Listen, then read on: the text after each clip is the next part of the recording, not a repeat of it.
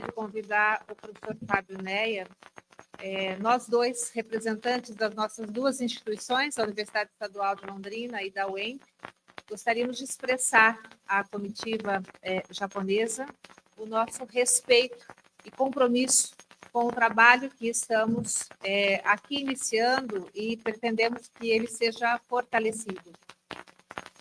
Me, Professor Marta Favaro from Wells, and Professor Fabio Neia from Wings, would like to thank everyone for their commitment to the work that is here being initiated and that will go on for, we hope, a while. Vamos expressar esse respeito e compromisso, entregando a vocês uma pequena lembrança das nossas duas instituições. We would like to express our respect and commitment by gift exchanging and giving you a gift from both institutions.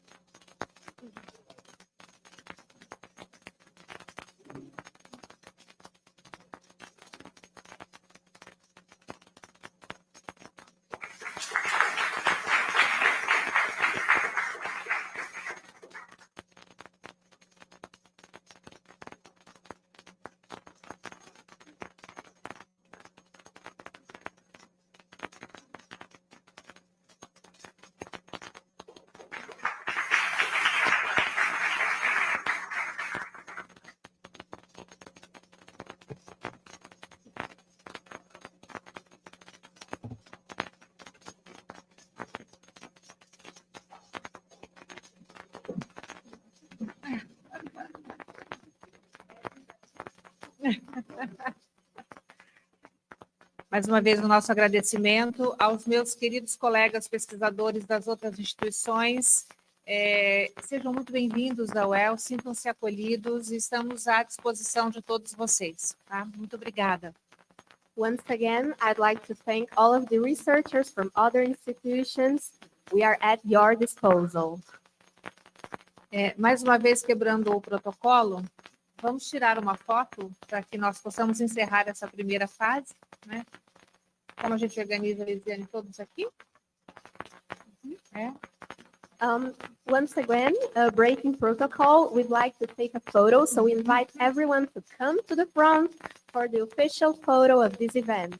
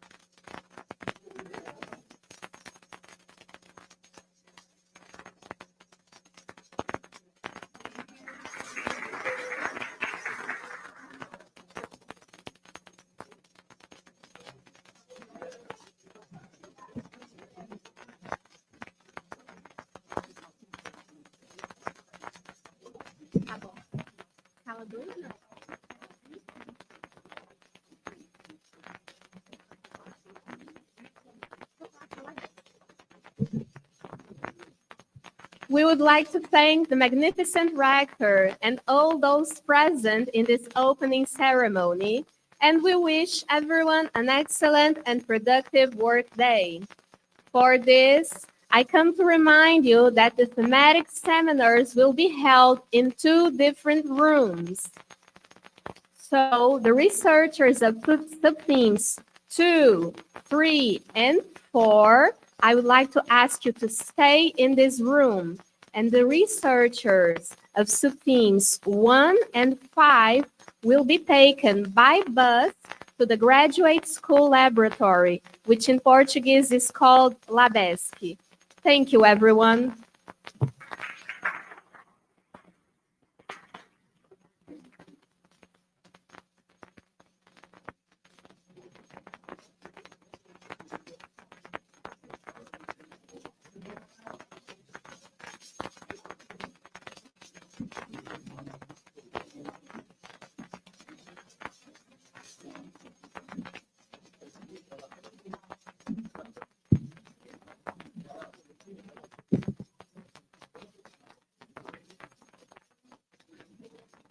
Excuse me, just to reinforce, here we will have the teams 2, 3, and 4 in this room. So, and next group, the teams 1 and 5 are going by bus, not our bus, but a small bus outside.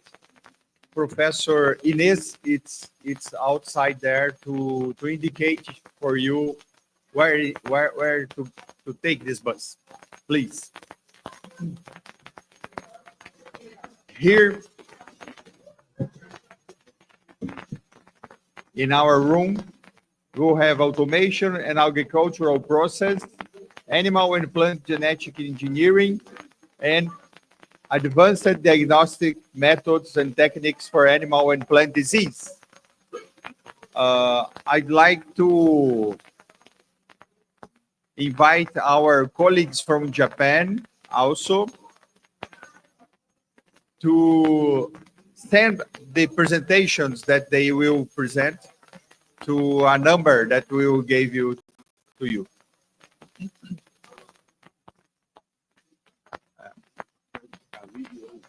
A gente vai começar, eu vou começar minha apresentação, eu chamei o Joanei, só que eu estou preocupado, porque a gente não pegou a apresentação do início. Boa. Aí, muito mano, porque eu acredito que você, ele vai te mandar uma WhatsApp com a apresentação também. Claro. As you can see, we have time for a presentation in Portuguese, 15 minutes. Then a presentation from you, people from Tsukuba and other universities or from the committee, another 15 minutes. I'd like to ask to Elena to send you the number, the WhatsApp number that you can send presentations, or you can just deliver the presentation to the Valdecir assistant guy, our perfect guy here to take the presentations for you. Okay, I will start with my presentation, my first 15 minutes, then we will take, I think, Professor Fukuda will have his presentation after our presentation here. Please, next slide. So, welcome everybody. It's a very pleasure to be here speaking with all of you. We are, just to all of you understand, we are going over all our universities. We start at Cascavel, then yesterday we was in Maringá, today Londrina, then we are going to Guarapuava, Ponta Grossa, and finally Curitiba to finish our project. And it's very important to receive here this committee from Japan. Well, I will present to you, we'll have a presentation here from our university. Our agrarian center is very important here in Paraná. We have a high position comparing with national institutions. And I will present you our Center for Artificial Intelligence in Agriculture. I would like to introduce you to Daniel, Professor Daniel. Professor Daniel is from Computer Science, our Computer Science department here at university. Professor Daniel is, I coordinate the part of agriculture. Professor Daniel coordinates the part of computer science. So this center, it's not only from WELL, it's a center, a lot of other institutions are working together with us. We have this artificial intelligence applied to agriculture. I will present to you. Next, please. Oh, sorry. Return, please. I just made these characters in Japanese are characters to cite my name. The characters for Marcelo. With a kind of imagination, you can see the letters PATO there. I just put there because I am a guy from agriculture, but I also am a guy from computer science and from statistics that Professor Inez was here. So I'm a kind of duck. Pato is a word for duck in Portuguese, pato.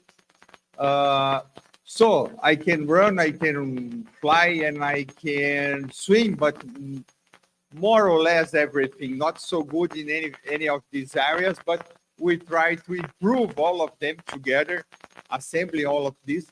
Well, a lot of researchers together with us. Next, please. Well, I think this it's already completely explained for you, but inside of the agriculture region, Paraná is the second state in soybean and the second state in corn production in Brazil. We lost to Mato Grosso in Cerrado region in Brazil, but different from Cerrado region, our region have small farms. Our region is more social. We have more social involvement from our farmers. In Mato Grosso, there are huge farms. Here we have small farms, as you see in the west, in Cascavel region. Here is the same. Other regions of Paraná state is the same. So we have a very high compromise with this social improvement. We must improve this social position of our farmers. We have these numbers of production, and Londrina is a technological hub, the state of Paraná, as was showed for you before. And artificial center for agriculture is one of these components. 1 million inhabitants in the region. Okay, next one, please. We have a union from agriculture and technology. Well, this center represents this union, and we are a NAPI, as was showed for you also in Cascavel at the University of West there. They have a NAPI. NAPI is this new arrangement of research and innovation in English, promoted by Fundação Araucária, that Paulo is our chief here. And we have this center, this NAPI, also like in Cascavel. This NAPI is for artificial intelligence in agriculture. Again, I'm reporting this for you. Next, please. Our timeline starting 2020. We have a lot of different steps here. We are now in our 6 years, 5 years, no? We have right now, or 6 maybe. And we have a lot of projects to be developed by our researchers that I will show for you. Well, timeline, next please. And this is the important point. This is not just an action from State University of Londrina.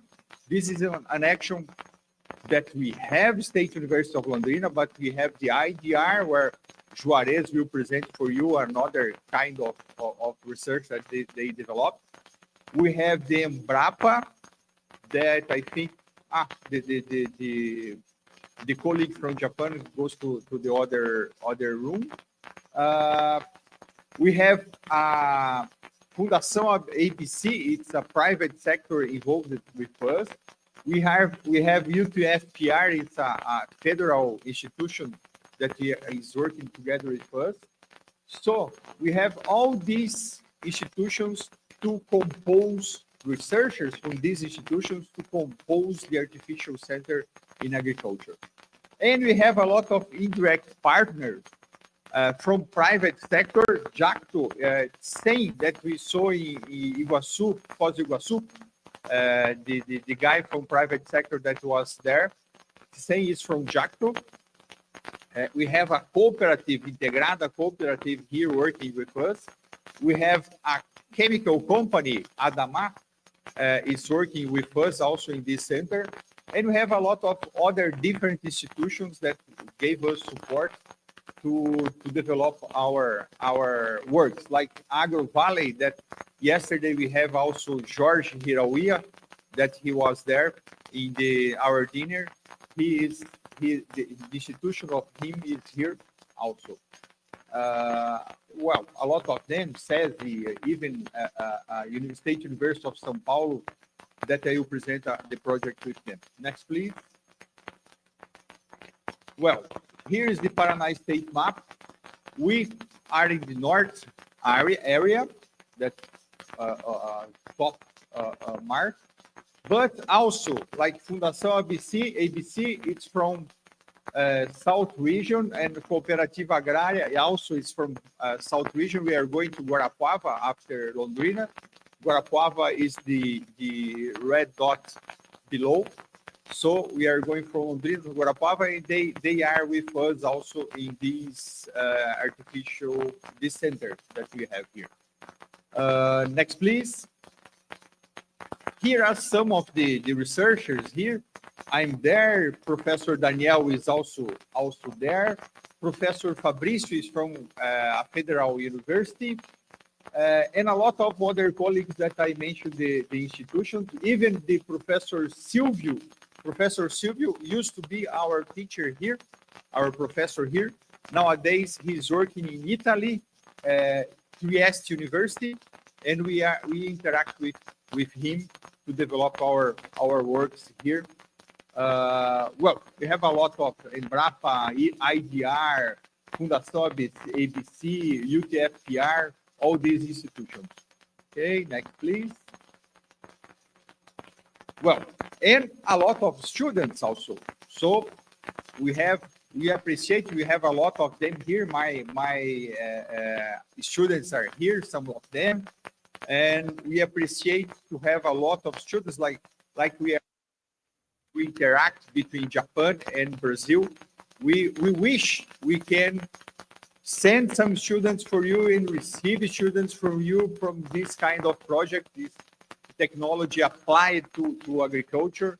It would be a pleasure if we can do something like that. And even if we can do some works together with you, I will present our projects. Maybe we can interact a little bit to these new papers and new research. Next, please.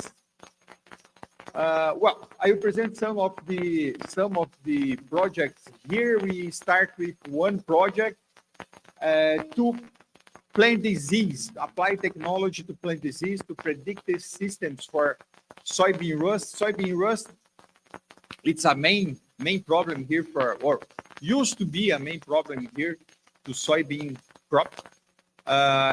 Just to imagine how big is it, Brazil spend around $4 billion a year to control this disease. So $4 billion a year, it's around the amount around we spend to control big soybean rust. Actually, we have another disease that we are controlled together, but the drive to sprays to control is from soybean rust. The other project after this first project, we moved to other one, a partnership with some startups, a partnership from other companies from Londrina, like Labor Solo. Labor Solo, it's a combination from the words laboratory and soil. So they work with soil analysis, and they have a lot of volume of data that we can use in artificial intelligence to do works with this data that they collect over 20 years. We have a collaboration with other NAPIs, like NAPI from US. We have NAPIs, Space NAPI, we have Biodiversity NAPI from here also. We have partnership with institutions from the state of São Paulo. Next one, please. This is just for curiosity, our initial amount of money, we received 1 million reais to start this artificial center. This year we received more, 2006 million to continue, and the other projects with private companies, we received 400,000 from one project and 400,000 for another project. And again, Professor Daniel is our expert in managed all of these distribution and how to drive and coordinate all these activities. Next, please. This is our last project. It's a project with JICA.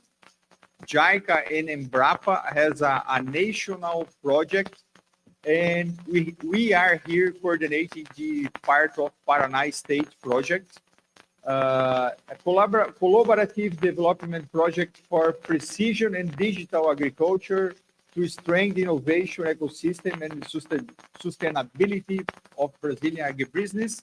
It's a national, again, it's a national project, and we have a part here in Paraná State.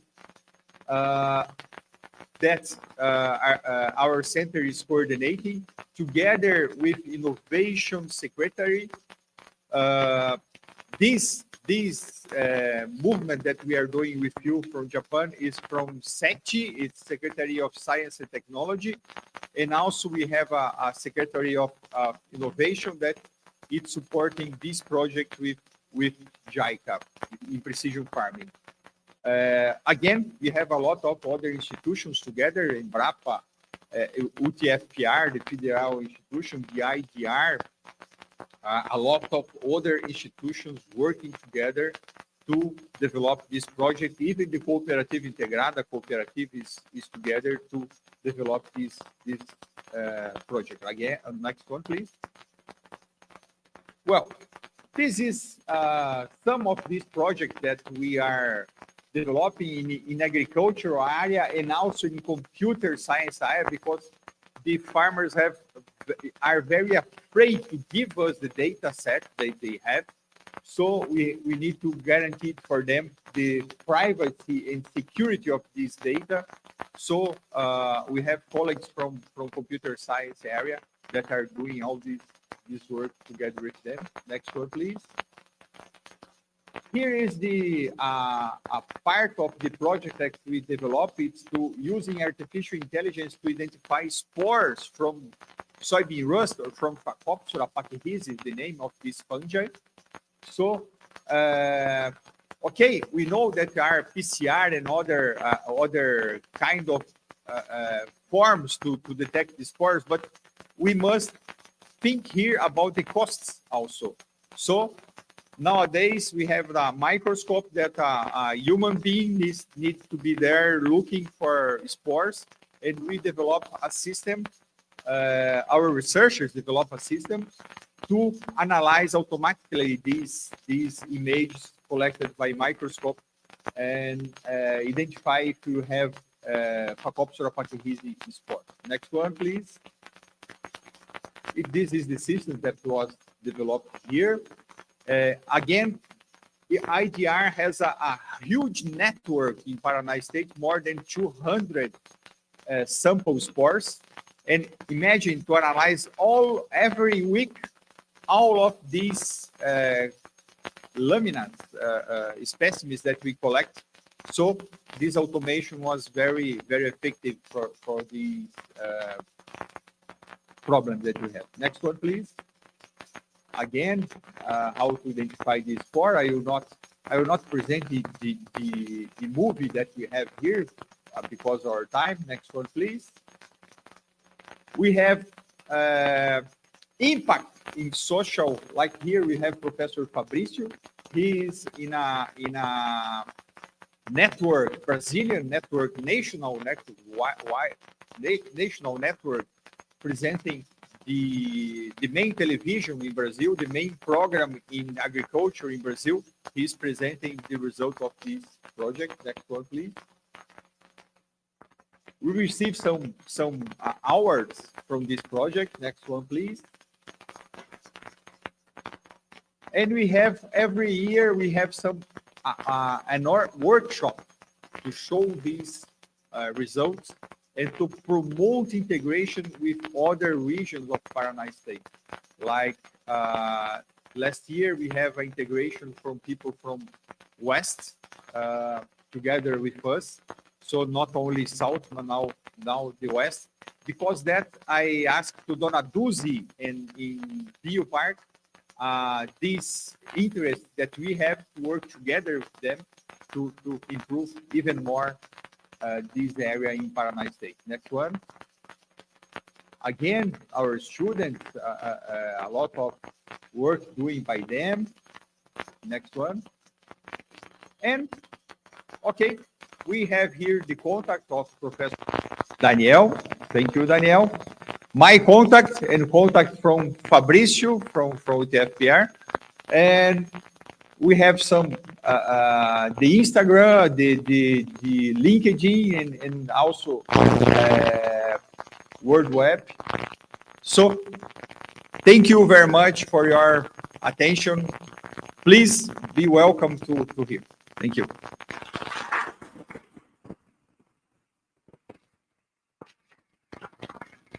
Professor Fukuda, would you like to put your presentation? You have 15 minutes also.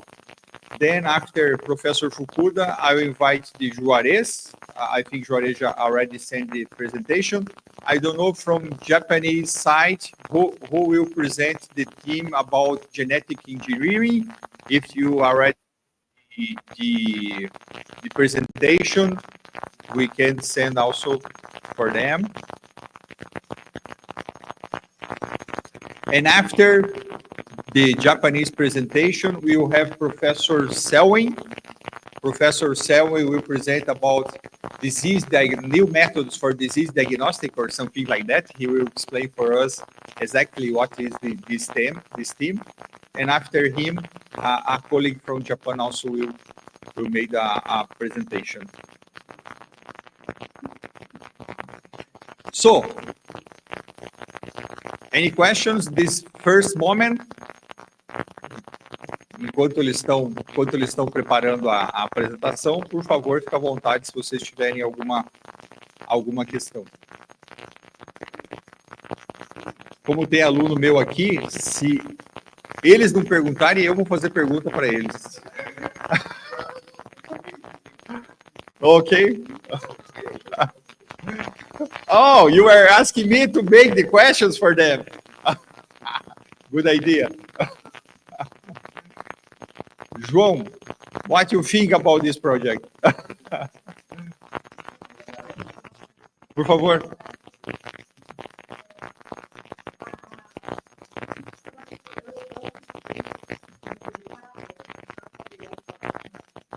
A reportagem?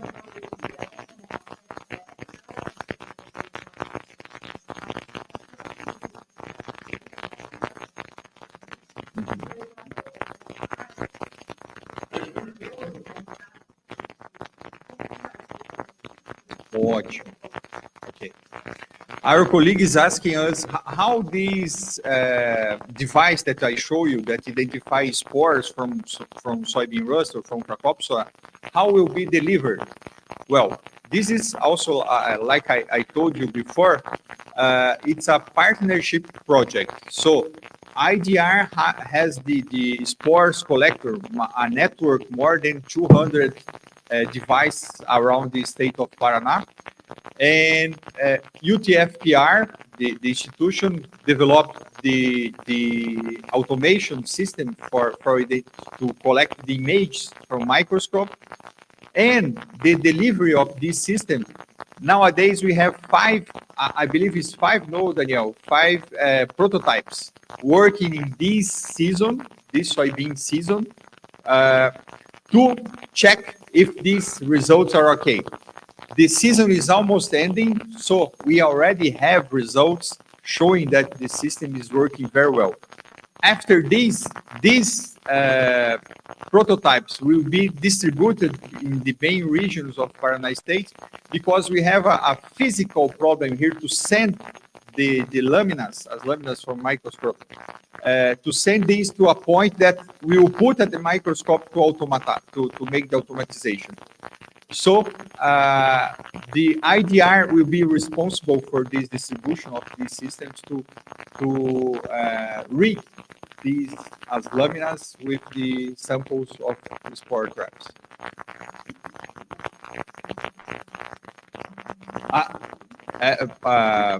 Eu não falei em português, mas pode ser. Obrigado.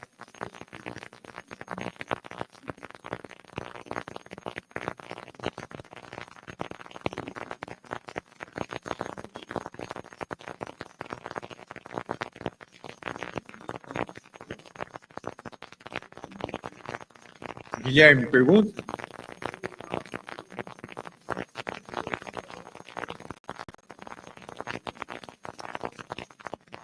Good question. Guilherme is asking us about, well, to predict the soybean rust, we need to predict the spores or monitoring the spores, but we also need to have information from weather. if the weather is favorable or not favorable to spore germination. So the whole system is composed by spore analysis, is composed by weather analysis, and is composed for sowing and collecting data, planting collecting data. How was the planting of soybean in all state of Paraná? We need to have this information to combine with weather information, to combine with spore traps information, to see if to assemble all these three data to predict, to have a very good prediction if we will have disease or we will not have the disease. Or in other words, if we can spray or not spray some fungicides. We think about a sustainable system for control disease in soybean. I'm sorry about the delay. And thank you, Gisele. Thank you, Professor Maldecir. Professor Fukuda will present us the works that they are developing. I already see his presentation. It's a very good presentation. I think he will present for us in the next 15 minutes how we can work together.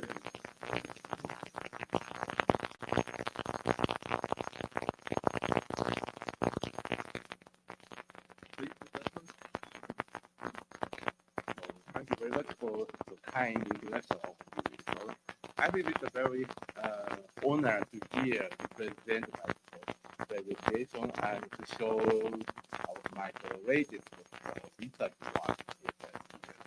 So this is a very good opportunity to exchange research cooperation with other countries.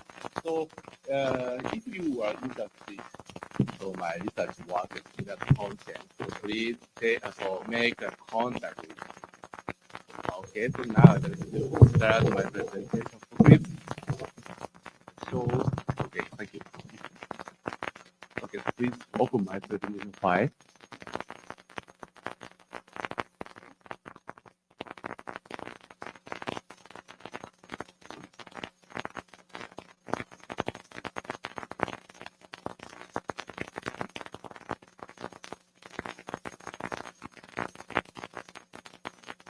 So here, I think that the lot of the scientists on the information technology.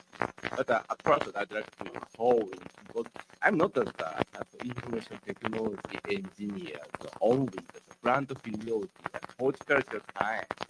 That's the recently the information technology. I think it's very, very useful to control and detect and manage crops and plants in the field and in the greenhouse. So in recently, I applied my information technology to how to manage the greenhouse.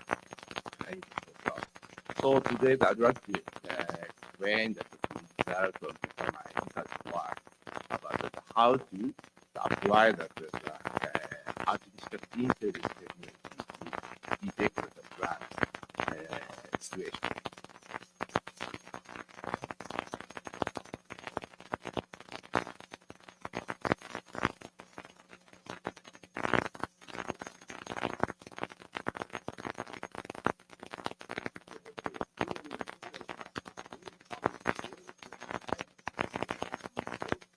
Yeah, that's right. Yeah. So in the future, we're going to realize that automated and robots, kind of the robots using the computer science.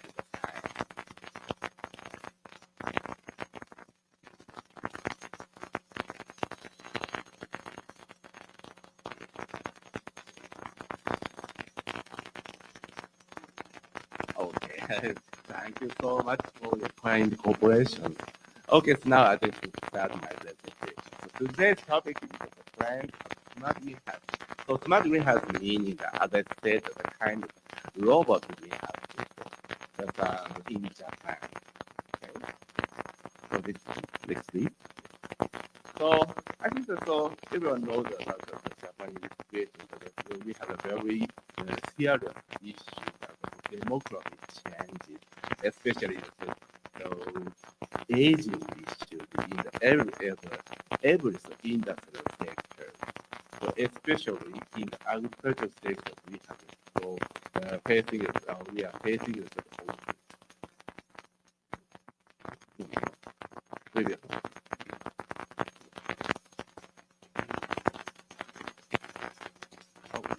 Okay. Okay. Yeah. So we facing the serious reduction of the labor in the agricultural sector. So without the solution to such problems and issues, so we cannot. I think that we cannot keep enough production in Japan. So Japanese government also recognize that situation, and they are progressing that make the agriculture production efficient using the information technology. So this is a kind of concept of greenhouse technology. Automatically controlled using the computers. The growers just only order the target and the size and the timing of the harvesting and so on. Then the main computers evaluate the situation and manage inside the greenhouse all kinds of operations. Next slide, please. So to realize that such as the robots and autonomous greenhouses, so there is three factors for the structure we really require. One is the sensoring, how to detect the situation and the environment data. And also the data analysis that manage system also important. So based on the data, so this system judge and order how to manage it. And also the robot and automatic climate control system also important. So they are they have the role of the direct manager inside the greenhouse. So for the sensoring, there are nowadays we can use a lot of the electrical sensors such as the radiation, solar radiation, and air temperature, humidity, and so on. So we can easily nowadays measure such as environment factors, that is the whole management of the greenhouse autonomously. So we should detect the situation and phenotype of the plant bodies, especially physiological tests. Next one, please.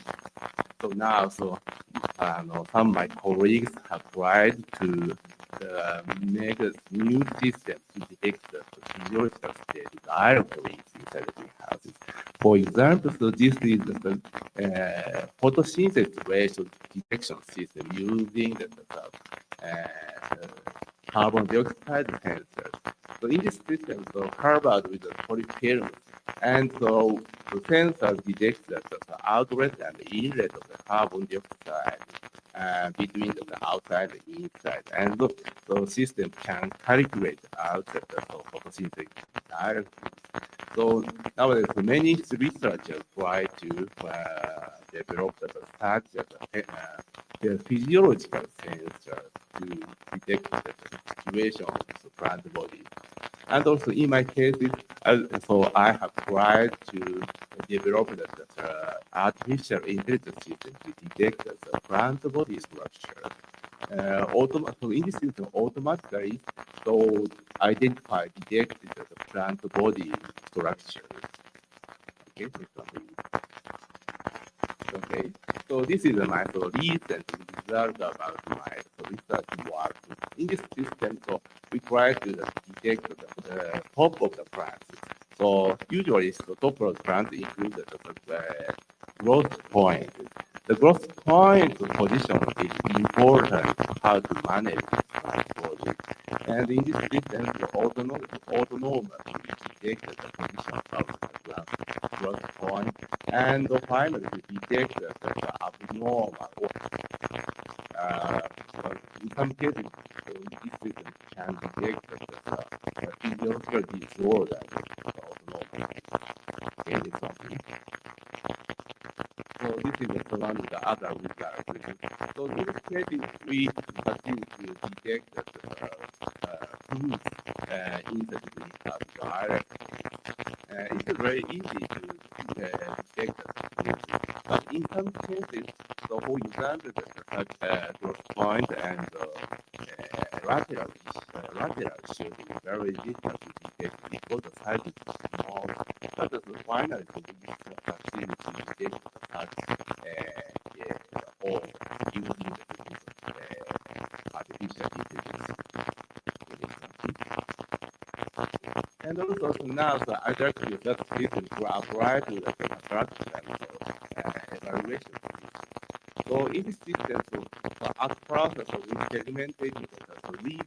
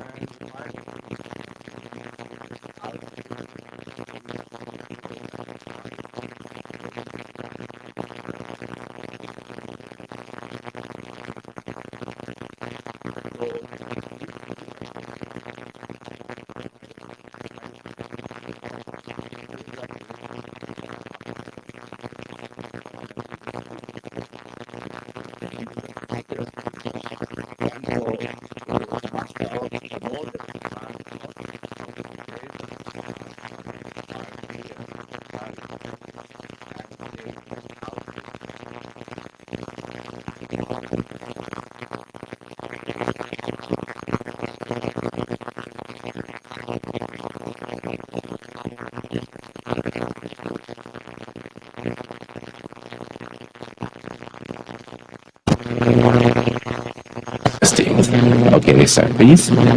As the final result, the robotics, the operation robotics is very important also.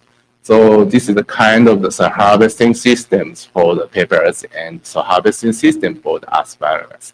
And the assessing detection system inside greenhouses. There is almost also developed, but there still remain a lot of the problem about the cost, the performance, speed, and safety, and so on. Next one, please. Yes. So in my project also, I try to develop the new harvesting robot system. This is the case of the tomatoes. But we try to make that very compact size robot and so low cost and high performance. But there still remain a little bit problems and the issue about that was. So I think that I make use of this automatic harvesting systems in the 1930s. Sorry, the 2030s. Okay, next one, please. Okay, so this is the final slide. This is the image of the autonomous and robot greenhouse systems. So growers just always sit in front of his computers, and they just ordered how to manage and the target meaning the size of the fruits and qualities and so on. And this operating operating system so autonomously order to the such as a robot system. So how to operate and harvest the tomatoes, and also that at the same time, so those robot and sensor systems send the various information, including the physiological issues and so on, and also that the satellite and weather forecast data so will input it into that so this operating system. So this system operating systems using the such data and autonomously operates inside the greenhouses. So, okay, so about that system, so I progressed my project in the open science system with the so private sectors. So in Japan, so we have the many such as financial supports. In this project, we call it the matching fund system. So half of the budget from the government and 50% from the private sectors, and combine the two budgets, so we can progress that one so our own projects. I think these are very, very useful systems, and especially for implicated that our research works with the private companies. It is very good idea. Thank you very much for your attention.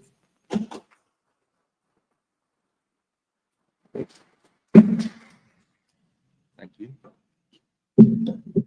Thank you, Professor Fukuda. I'm sure you have a lot of other slides, things to present us, but thank you very much for shortening 50 minutes. We appreciate a lot. We'll have a time for discussion at the end of this session. Yes, please, Juarez. Now we are moving to the theme of genetic engineering or something like that. Juarez will explain for us the presentation. Okay. Well, I'll ask Juarez to present yourself, but he's from IDR, our partnership. Please.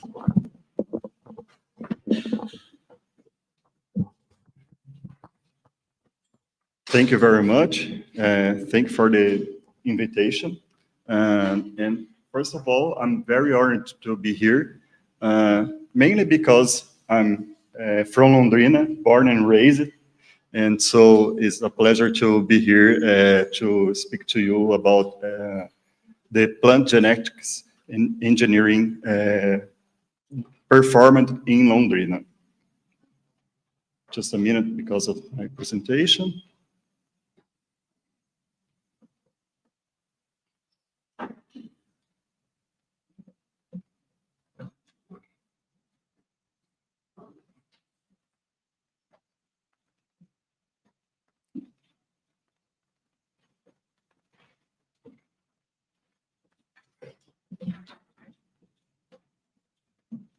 The IDR is the main laboratory here from genetic engineering, together with Embrapa also. Embrapa, King Embrapa has also a huge laboratory here, there.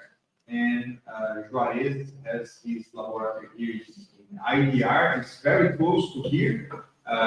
We have well here, and I think 1 kilometer or 2 kilometers. About 2, I think. Away. Yeah. We have the IDR. Okay. Yeah, thank you. And so I'm going to start introducing you about Londrina. So Londrina is considered the world capital of café, and the population is about 5 million. No, 5,000 people. With subtropical weather, and established about 90 years ago. So if well has 55 years, is very close to Londrina. Yeah, please. The main exported products of Londrina are coffee and soybean, sugar, and silk thread.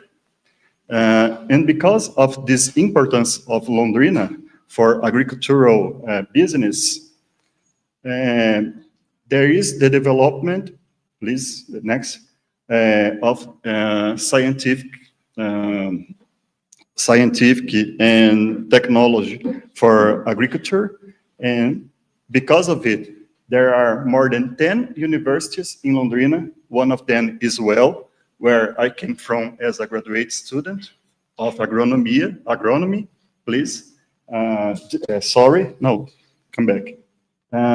And for governmental institutes, like Professor Marcelo told us, there are Embrapa Soybean and IDR, that is Rural Development Institute of Paraná Station, where I work. And there are several particular or private companies that help us in partnership with our studies, like TMG, GDM, and Agronema Laboratory. For IDR, where I work, IDR is spread in all Paraná state. And as you can see, here in Londrina is the head office of IDR, where I work. And there are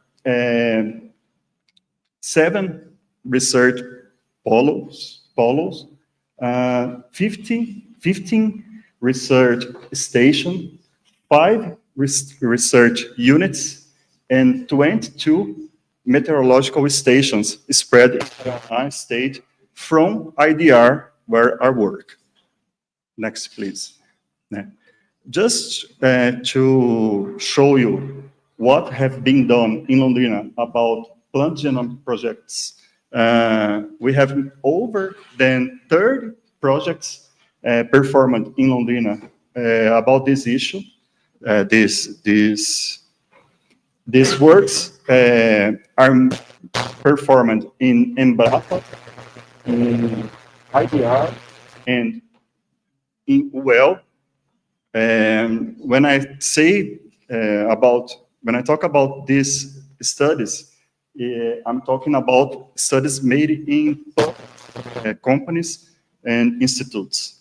I'm not talking about studies performed in private companies, okay? And mainly, you can see, as in red, that the crops that we work are soybean, corn, and cotton. And you're gonna see from these titles of the project that there are many technologies involved. Yes, CRISPR, and IRNA. Next, please. There are also projects involving wheat and sugarcane, and transformation também. Genetic transformation is also performed in these projects. Please, the next one.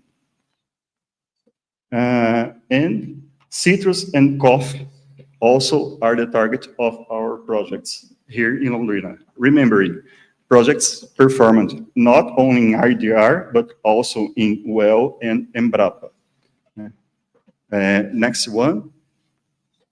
And you can go to the next one, please. Okay, next one. And now I'm gonna talk about the studies I'm performing in my study group in IDR, and showing you all the partnerships we have in these projects. In IDR, I work with physiopathology of nematode-plant interaction, and so you can see in this figure that using tools of reverse genetics, we have performed a study of hormone cascade of hormones in nematode-plant interaction. And this study in particular, we used mutants from Arabidopsis thaliana. And it's one of the first studies that showed the involvement of abscisic acid in plant nematode interaction. Please, the next one. I think, eu acho que pulou um antes desse. Isso. We work also with plant-derived resistance in the case of white flies. It's not needed to show you the importance of this pest to agriculture worthwhile. And there in IDR, we developed a transgenic plant controls this insect. As you can see in this figure, the left bar is the non-transformated plant, and you can see that all genetic transformated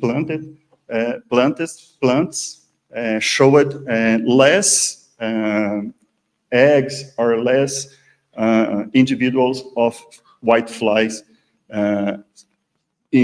So this is technology developed by IDR with partnership with Citrus Center in São Paulo State. Next, please. I forgot to tell you that this study of physiopathology of nematode interaction was made in partnership with Unicamp, that also is in São Paulo State. Next, please. We performed also studies with GWAS about nematode plant interaction, and this study is performed with Aphelencoides baceae that cause disease in soybean, also in cotton and common beans. And this study is performed with the partnership of Agronema, that's located here in Londrina. Please, the next one.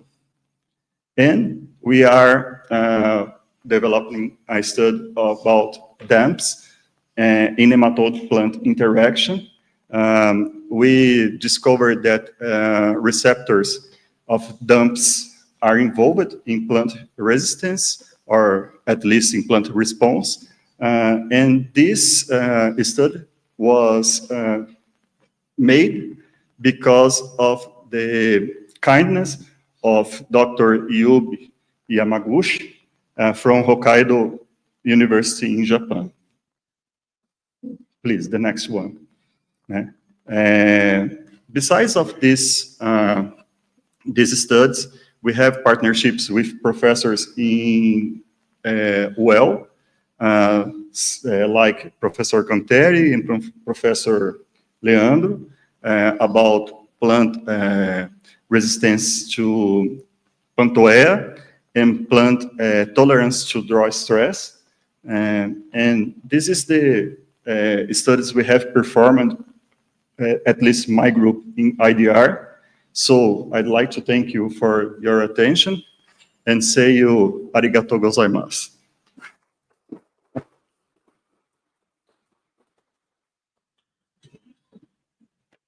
Obrigado, Juarez. Thank you, Juarez. Well, we have a message here. We have some coffee back. Gisele and Viviane asked me to advise you that we already have coffee and some fruit. I understand that like that. But we will not stop the session here. But if you wish to take a coffee or take some water or take some fruit, please feel comfortable. Next, I will ask to colleague from Japan, Dr. I'm sorry, I didn't remember your name. I would like to ask you to present. Yes. Professor Dr. Satoko. Thank you very much. Please.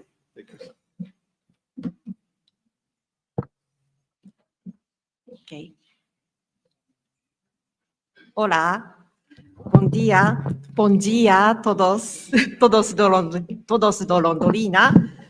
meu nome é Satoko. Estou feliz conhecer todos vocês.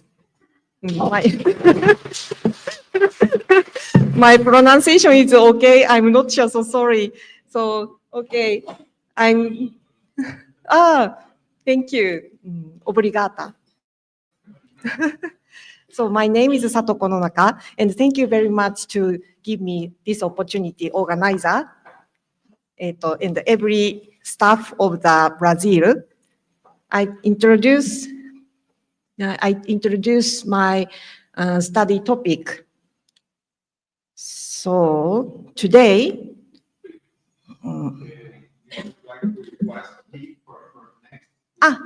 okay, thank you. So that today I introduce my research topics. I have two research topics. One is a plant transformation technique, improvement of the transformation. And secondary is the application of plant genetic engineering. Next. The firstly, I talk about the plant transformation technique. Next slide, please. About the transformation. Transformation is one of the most important breeding technique because for analysis of gene function, and secondly is a plant molecular breeding. Okay, and for plant molecular breeding include GM crops and genome editing crops. So the transformation includes two methods. One is a direct method. One is a sorry, which button?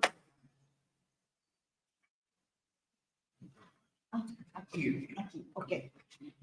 One is a direct method using with particle bombardment, and the other is a agrobacterium-mediated transformation. Next, please. The agrobacterium-mediated transformation has advantages like low copy numbers introduction and longer size compared to the particle bombardment direct method. And no need special equipment. So this method is widely used. But this method has also problems. Not all crops are acceptable for transformation. Moreover, even the same crops, some cultivars are acceptable for transformation, but others are not. In some crops, the difference of cultivar makes a transformation difficult. For example, rice, wheat, maize, soybean, and melon. So my scientific question is what of genetic factor does make the transformation difficult? The final goal is to make all crop acceptable for transformation. I have two strategies. Approaching one is acceleration. So that this is a procedure of the agrobacterium-mediated transformation. The first step is a tDNA transfer to plant cell. Second step is a tDNA integration to plant genome. And thirdly, selection and regeneration of transformed cell. Finally, we get a transgenic plant. I have two approaches. One is acceleration of transformation frequency. Next slide, please. So there are firstly in my first trial, I tried to improve this step. It means the improvement of agrobacterium strain. So the agrobacterium here is agrobacterium plant interaction, model of the agrobacterium plant interaction. So the upregulation of viral gene expression, plant immunity, plant disease resistance is a deeply involved agrobacterium plant interaction. I focus on the two plant molecules. One is ethylene, the other is GABA. These two are related involved in the plant disease resistance. So if the agrobacterium infect to the plant cell release ethylene and GABA. These are reduce the transformation efficiency. That's why I firstly try to introduce the ability into the agrobacterium, which is a suppression of ethylene and GABA. Next, please. So that I introduced two genes encode the enzyme. One is ACC deaminase. ACC deaminase cleavage ACC. It's a precursor of ethylene. And secondly is a GABA transaminase. GABA transaminase can cleavage the GABA. So these two enzymes, agrobacterium does not have these two enzymes. So I isolated ACDS from Pseudomonas and GABA-T from E. coli and introduced two genes into the agrobacterium. I checked this agrobacterium with ACC deaminase and GABA transaminase named superagrobacterium.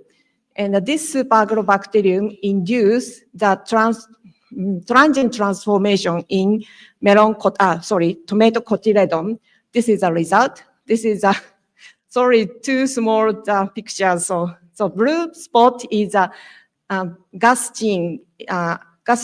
Blue spot indicates the transformation area. Compared to control with ACDS, GABA-T, and both, it increase the blue area. It means that this agrobacterium with two enzymes improve the transformation, transient transformation. It means the first step of the transformation. Next step, please. Next. And then I check the stable transformation of the tomato with this superagrobacterium. This superagrobacterium also induces the stable transformation in tomato. Back to the slide. No. Yeah. And I also check the effect of superagrobacterium. I also check the ability of this superagrobacterium to other plants like melon, wild watermelon, eggsy melon, tomato, canola, and also Solanum torubam. Sorry, I can't read this, but this is a medicinal plant. Nicotiana bensamiana. I forgot that I cannot pronounce this, so sorry. I think this is also the medicinal crop. And these crops effective superagrobacterium. No. Superagrobacterium shows that effective to improve. Superagrobacterium improves the transformation these crops. Okay. Next. Sorry. And I move to the next topic, approaching two. To be clear, why the reason of the differences of transformation. Next, please. Next, please. To be clear, I use the melon because the melon has a huge variety, genetic huge variety, and the transformation is quite difficult. That's why I select the melon. This is a map of the geological difference, the distribution of melon varieties. The melon origin is Africa and moved to the India and separate to the Western style and Eastern style. Next, please. This is a material. I checked the transformation frequency all of the cultivars. The melon has divided the two groups. One is a melo, Cucumis melo, subspecies melo, and Cucumis melo, subspecies agrestis. Okay. Now, I checked the transformation frequency and the genome editing frequency in each melons. I introduced these two vectors to check the transformation efficiency. Next, please. So this is the result. The MG, and these are 1, 2, 3, 4, 5 over 15, no completely, no transformation frequency, 0% of the transformation frequency. But other 10 is shows that transformation transformation, but the frequency is very different, depends on the lines. So this result is a divided the Melo and Agrestis. Agrestis showed higher transformation frequency than Melo. Next, please. Yeah, and the next.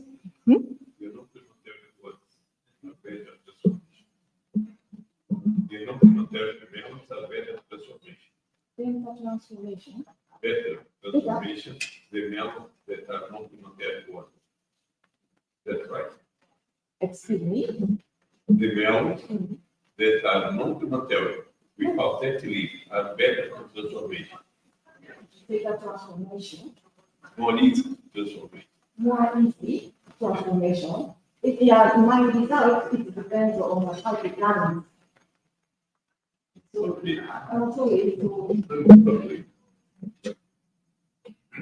We calculated it. Okay, sorry.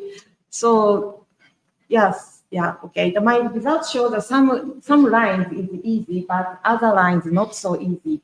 I find out that which line is acceptable for transformation, and in future I try to use these two lines, genetic analysis, GBAS or something, to find out why the reason differences of the melon transformation. Okay, so, and next I check the ploidy, because ploidy is very important. So melon is easy to up to the 2n for 4n. And this is the result of the 2n. Peak appears around 150, and 4n appear peak on 300. Okay, next please. So all of the cultivar 10 over 5, I can get the transformant, but in the 1, 2, 3, 4, 5, 5 is appear 2n, but other is all of lines at 4n. Next, please. And secondly, we check the genetic genome editing frequency in each lines. Next, please. So this is a result. We get that on Haruke 3. This is a Japanese luxury melon. And I get the 2 transformant, and the 2 over 2 is succeeded mutation. That's why the frequency is 100. Haruke 3, Juruse, Sonwan Chami, US 21122 is the 100% of the genome editing. However, MG16-1 only 19.05%. There is a differences between the lines. This is a conclusion. Transformation efficiencies ranged from 0% to 46.43% for all 15 lines. There were differences in transformation efficiency between non-strain lines.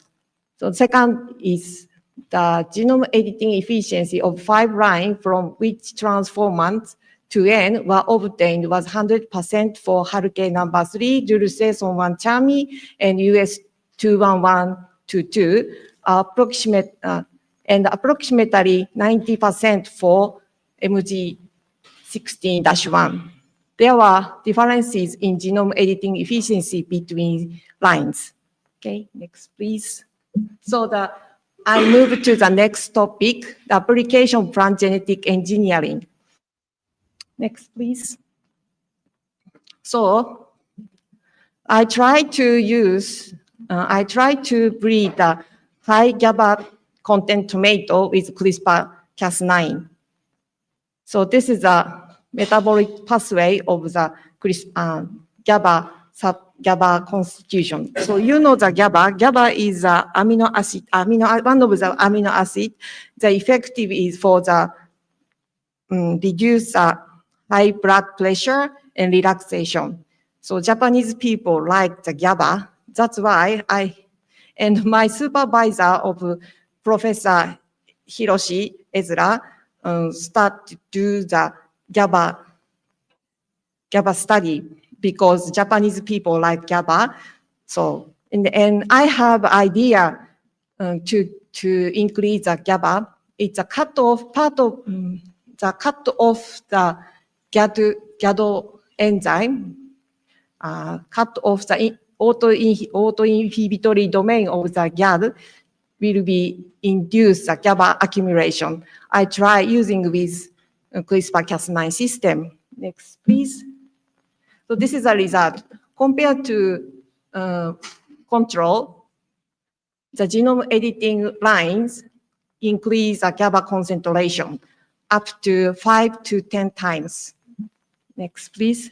Based on this result, my supervisor, Professor Ezra, established a company, and he sold the GABA tomato with high GABA content. And the next other topic is long shelf life melon using with CRISPR-Cas9. This is not development, not commercialized. Next, please. Muito obrigada.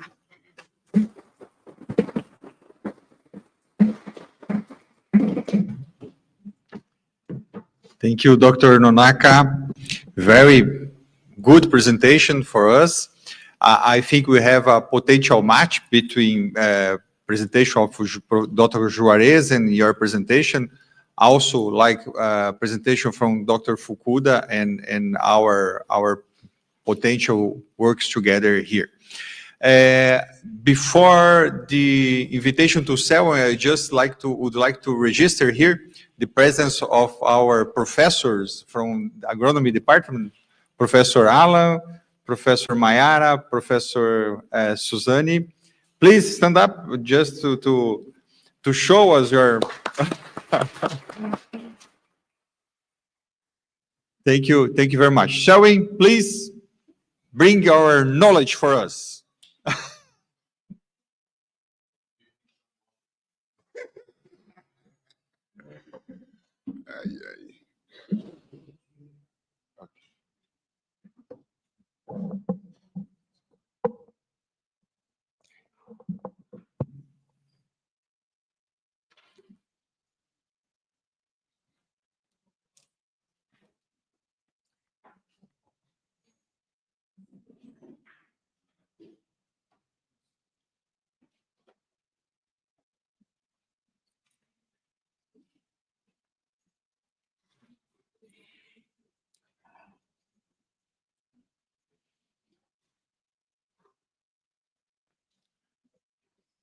Hello, good morning, everybody.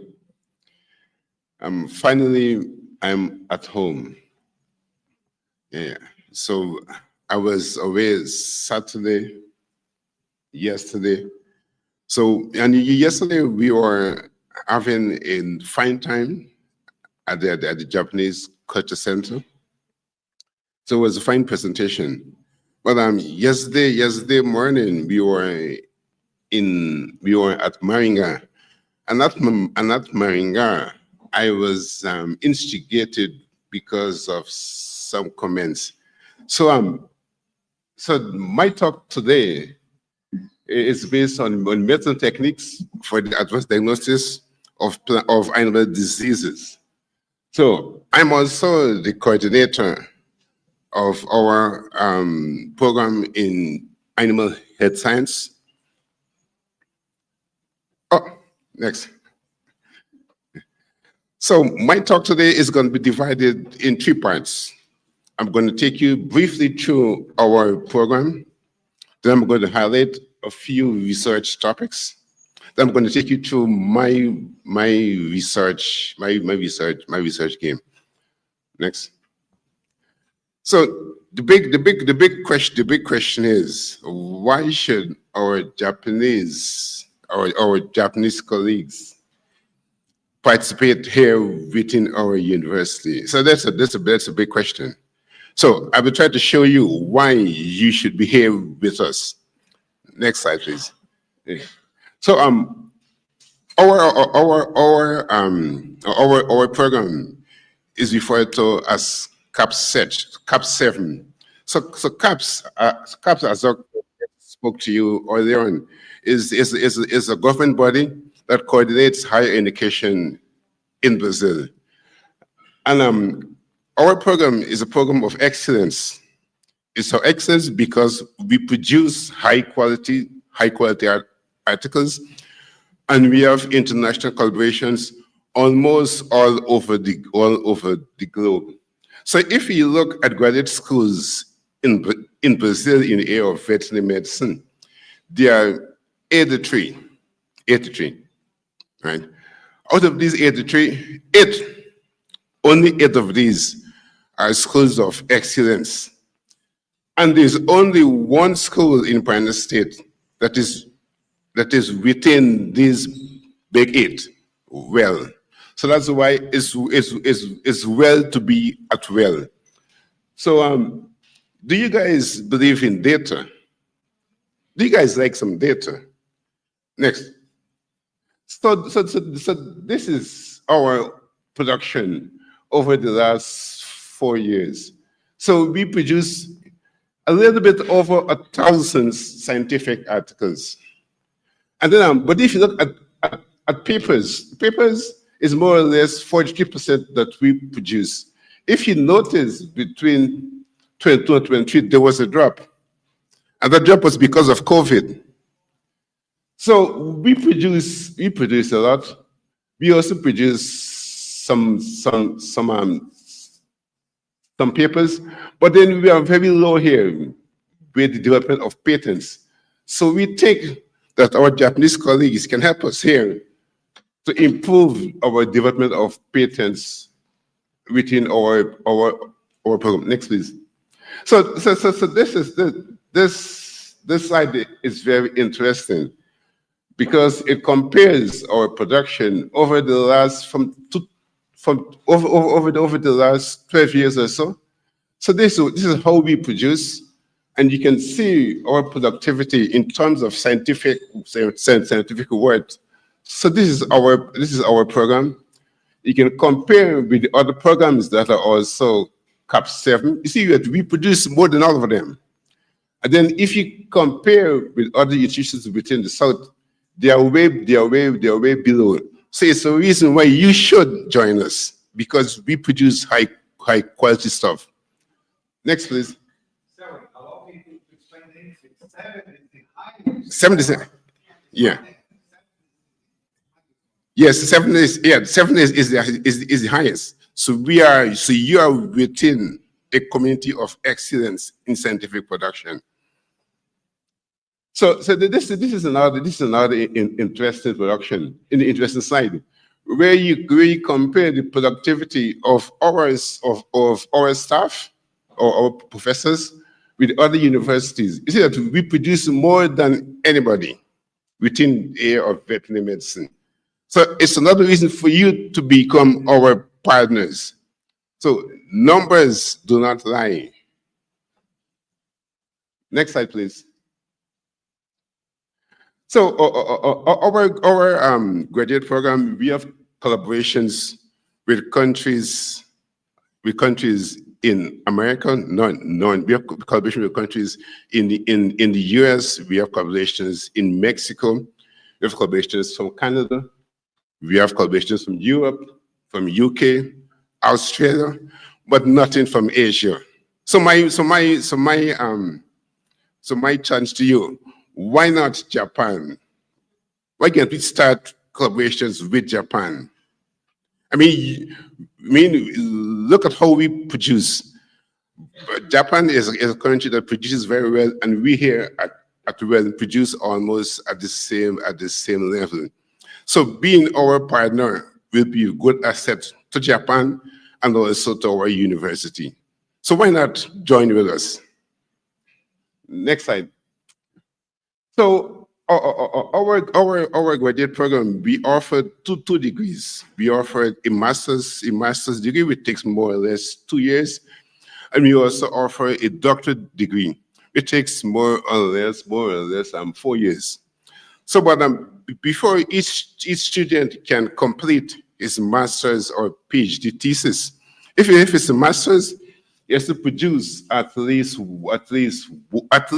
one paper. And if it's a PhD student, you have to produce at least two papers. So based on this, we produce, and we always produce high quality papers. That's why I would insist we have a school of excellence. So join us. Next slide, please. So I will just tell you some of our research line. So we are divided in two big areas: animal health and animal production. So here we have 4 specific areas, and here we have 3 specific areas. So I will take you quickly through these areas of study. Next slide, please. So within animal health, so we have the first big study area. It's called genetic molecular characterization of animal pathogens. Then there's one that is based exclusively on public health. There's one that is based exclusively on the diagnosis, epidemiology, control of diseases. Then there's clinics and surgery. I must let you know that our staff are distributed throughout all of these study lines. And then if we look at the other part, next slide, please. So when you look at the production, it's divided in 3 big areas. So the biotechniques applied to animal reproduction, animal husbandry, nutrition, and animal feeding. So we have so our staff is divided between all of these lines. Next, please. So if we look at our student population, we have 27 professors. One of them is there, Dr. Nelson. Stand up, Nelson. Dr. Nelson. Dr. Nelson, like myself, we are not Brazilians, but we accept Brazil as our home. So if you look at 2000 and 2004, we have 64 students enrolled at the master's level, 78 at the doctorate level. And last year, 18 of these completed the master's degree and 11 the PhD degree. It's good that you realize that we have a very low rate of abandon. It's less than 0.5%. And then we had to get rid of some students. And most of this occurred during the COVID pandemic. So after the COVID pandemic, our abandonment rate and rate of explosion returned to normal. So I'm going to take you through some brief research areas. Then I'm going to talk something about what I'm exactly involved in. This afternoon, you'll be visiting 3 laboratories. You'll be visiting the laboratory of animal pathology, where I'm working. You'll be visiting the laboratory of animal reproduction and the laboratory of animal virology. If you put these 3 laboratories together, we produce about 80% of what the entire program produces yearly. So once again, you're in good hands. Good hands. Come with us. So next slide, please. So the first project I'd like to talk to you about. This is run by Dr. Marcelo Senedo, and it's omics technology applied to both reproduction and biotechnology. So this afternoon, you'll have the chance to visit this laboratory and talk directly with Dr. Sinedo. Dr. Sinedo, for you to understand, is well recognized internationally and nationally for his work in biotechnology and reproduction. And he has collaborations all over the world without Asia. So we need Asia on board. And why not begin with Japan? You guys are here, we are here. Let's work together. So next slide, please. So briefly, Dr. Sinedo is trying to identify biomarkers to select hyperproductive females using integrated omics technologies. And then he also would like to use 16S RNA gene sequencing to characterize the function of the microbiome. Next slide, please. So what does Dr. Sinedo plans to achieve? He plans to identify biomarkers linked to bovine fertility that will enhance selection and boost productivity in beef and dairy farming in Brazil. Next, please. So the next project is about fish. So here in Paraná, we produce most of the fish that you eat here in Brazil. And I'm happy to tell you that Dr. Nelson, stand up. The Dr. Nelson is an expert on fish. So I'm going to take you to some of his projects that he is involved in to see if you guys can come together. So the Dr. Nelson is from the Department of Animal Science within our university. So I'm going to take quickly through some of his ongoing innovative research projects. Next slide, please. So one of these projects is based on the utilization of insect meal to substitute the fish meal in feed production for silverfish. So what Dr.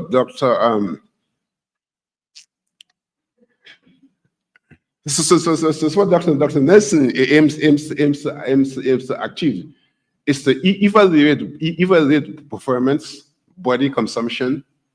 He also would like to evaluate the blood and biochemical parameters. He would be looking at intestinal histology, gene expression, and also microbiota. So this is an excellent way for you guys to cooperate with Dr. Nelson. So if you want, you can chat with Dr. Nelson while he's here with us. Next slide, please. So the next slide that is also associated with Dr. Nelson is the utilization of Lactobacillus plantarum and this for the addition in feed and water of night tilapia. Tilapia is the most popular fish that we have here in Brazil. And here in Paraná is where you have most of the technology that's been developed in about tilapia. And within our department, we have 2 projects on fish. One is run by Dr. Nelson, and the other one is run by Dr. Ulysses, who is traveling to the States, so he cannot be here. So this project, it focuses also on highlighted performance, blood characters, biochemical effects, histology, as well as microbiota. So it's another way you guys can communicate with us here at Londrina. Next slide. So during the past 2 days or so, you guys only heard about plant diseases. So let's talk about animal diseases. Next slide. So we are interested in what's known as a bovine respiratory disease, and I'm not the only person involved. So we have Dr. Alfieri. If you can remember, Viviani mentioned that we have two of the most innovative scientists in Brazil. He is one of those persons. So Dr. Alfieri is a virologist. Dr. Lisboa is a clinician. And this guy happens to be me. I'm a pathologist. Next slide, please. So why should we study bovine respiratory disease in Brazil? We need to study because we need to have the ability to recognize and identify the infectious agents associated with this disease in cattle. And most of the data available in Brazil is based on data published either in the US or in Canada or in Europe or in Australia. And in most cases, the data published there does not translate to our needs. So we need to provide local data to justify why you are here within the university. We also need to design strategies to mitigate the effects of bovine respiratory disease on cattle. Next slide, please. So I'm going to show you some data on beef production. So not to be biased, I choose not to use our national database. I use the USDA database. Next slide, please. So these are the countries, are the top producing countries of beef cattle producing countries in the world.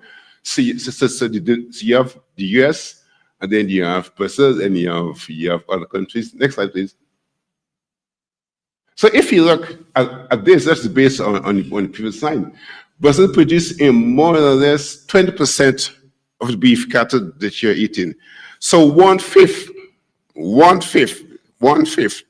the cattle that is produced around the world comes from Brazil. So whenever you eat a piece of beef, part of it probably originates from our country. That's how good we are at beef production. Next slide, please. So this is how we produce beef, and it's always like this. Here we have the US; they are above us, but Brazil is the second largest producer, and then it doesn't maintain throughout history. So we produce beef for the entire world. Next slide, please. So you see, this is very interesting. But here it's saying that these three countries together, the US, Brazil, and the European Union, provide to the world almost half of the beef. So because of this, we need to understand bovine respiratory disease. Next slide, please. So for those of you who do not know anything about this disease is caused by several bacteria agents, several viral agents. It's also associated with non-adequate management practices and sudden changes within the environment. Next slide, please. So these are the data that we have about this disease in Brazil. So we know that more or less 7% of the animals will become sick, and we know that less than 1% of these will die due to bovine respiratory disease. So then, the point is, how much does it cost the country? Money. Follow the money. So if you look at this, so this is from this study that we done. We were able to demonstrate that the loss due to sick animals is about 6.3 million US per year. And if you look at animals that die due to this disease, it's about $5.5 million US per year. This is just based on estimate. Then next slide, please. So what have we been doing here relative to this disease, we have developed diagnostic strategies. So we are good at histopathology, and we are able to associate a type of lesion within the tissue with a specific pathogen.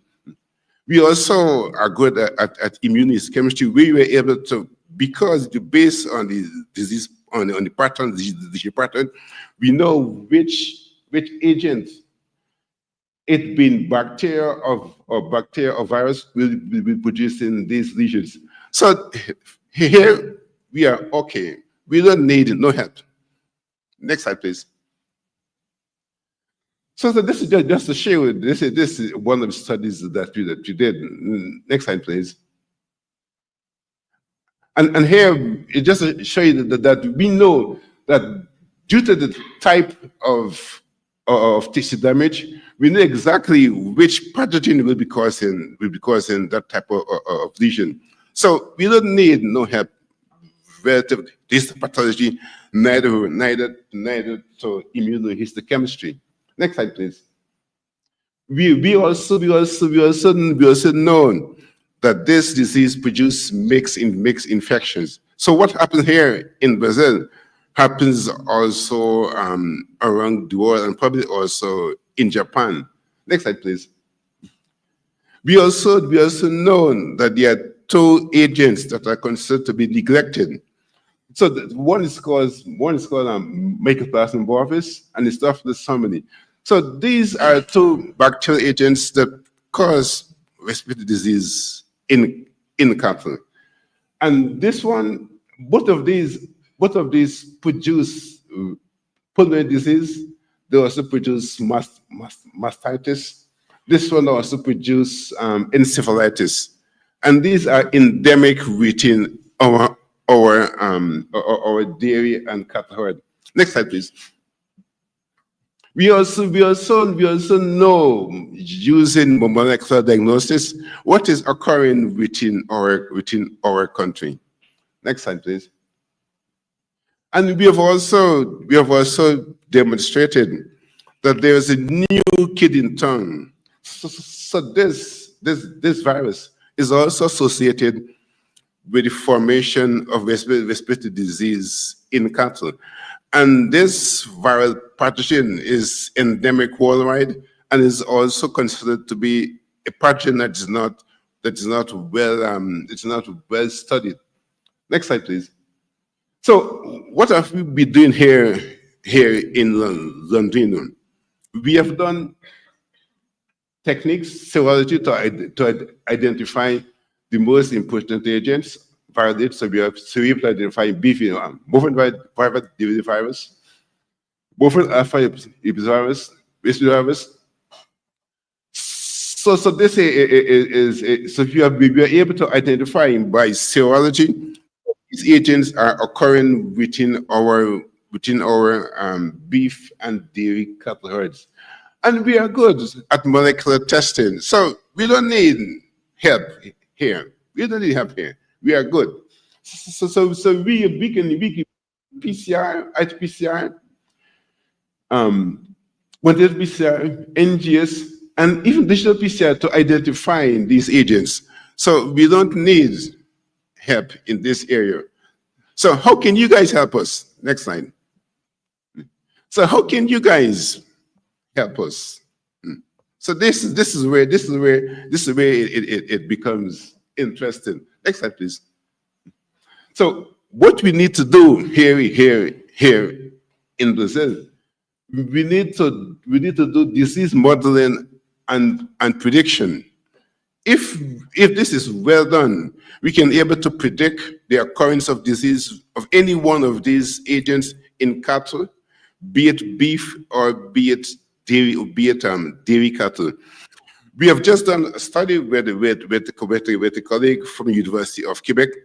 We were able to demonstrate that this pathogen has no effect on the induction of respiratory disease in dairy cattle. But what we need to do here in Brazil right now is to develop kits for rapid diagnosis. So this is where we need the help from our Japanese partners. we need also to develop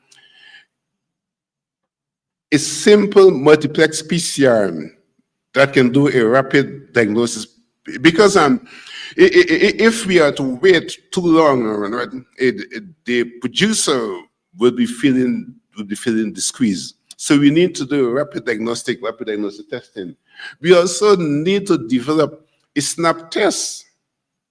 A snap test. We have these tests. These tests are popular for canine distemper, for canine parvovirus, but not so for bovine respiratory disease. And we are the cat population country, so we need to get this done as soon as possible. Next slide, please. So we also need to develop local vaccines. All the vaccines that we use here in Brazil, they are imported, either they were imported from the US. And these vaccines were produced in the 40s. So we need our local vaccines. We need to develop local vaccines. We also need to produce antibodies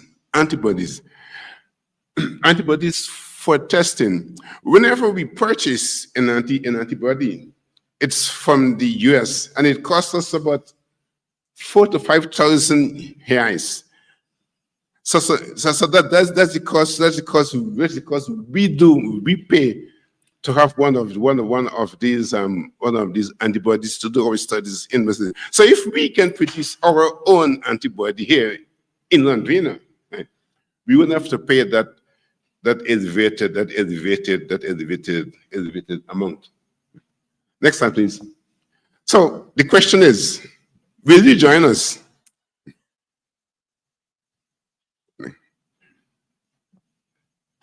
So with this, thank you for listening.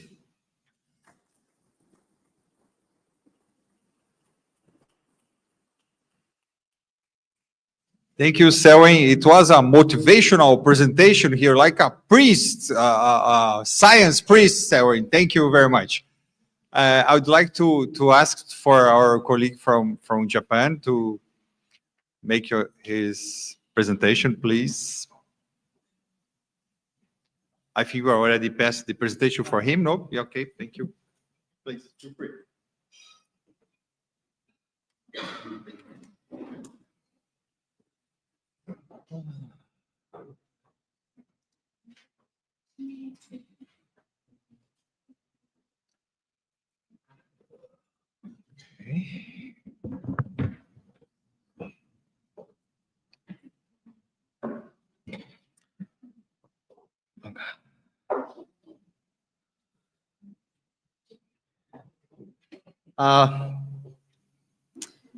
Can I start? Anyway, I would like to thank you for everybody giving me this opportunity to talk about our recent progress on the research, as well as I actually want to share, current status of the animal productions to date. And I would say, we are sorry about one of my colleagues, all of a sudden made cancellation because of his, daughter's illness. But I would like to take, a bunch of homework for him. So, there wouldn't be problem to, discuss with him later. So whatever associated with animal reproduction or production, yeah, I'll be happy to accept. Oh, okay. It looks like ready to speak.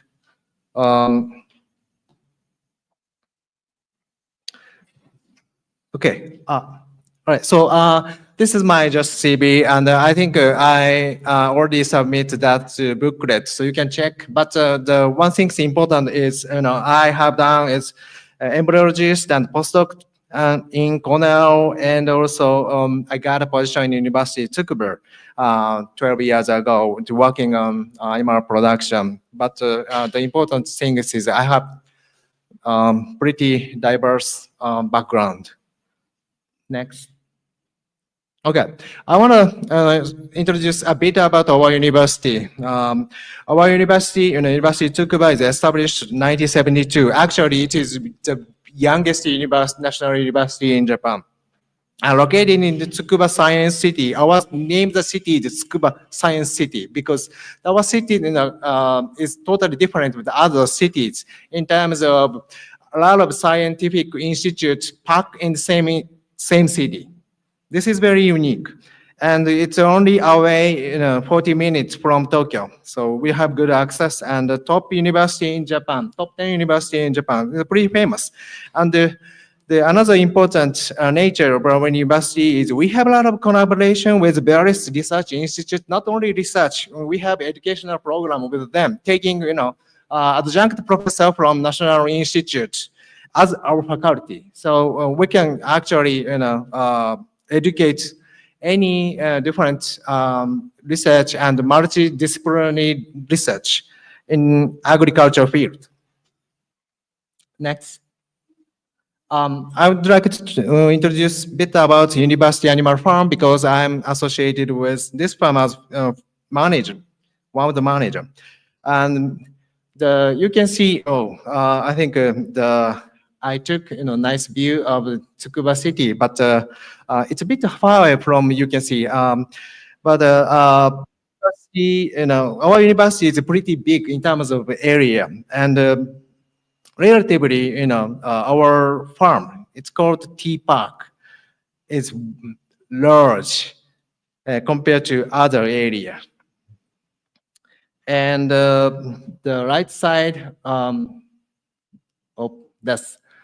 this is Tea Park farm, and this area are actually dedicated to animal production. So animal production area is actually dominating other area.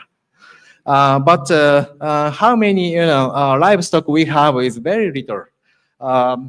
For example, cattle barn, we only have 12, and poultry house we have 80 birds, and we also have feed to produce animal feed such as corn.